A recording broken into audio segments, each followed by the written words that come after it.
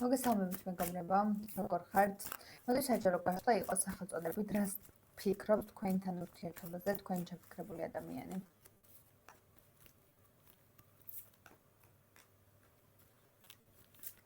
თქვენთან ურთიერთობაზე ფიქრობს იმას, რომ ურთიერთობა არ არის რაღაცნაირად იმ ზღვარზე, რომ გადაწყვეტილება მიიღოს რა უნდა ურთიერთობაში. მაგრამ ზუსტად ერთადერთი რამ რაც იცის, არის ის, რომ უბრალოდ დაკვირვების შედეგად სიყვარულს და ემოციას გრძნობს, რომელსაც დიდი ხანია გაჭედილ მდგომარეობაში ვერ გრძნობდა.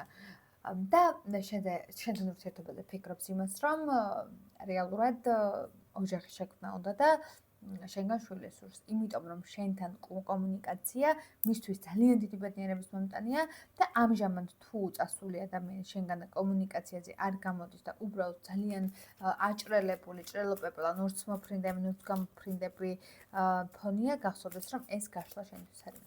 მადლობა ყურადღებისთვის.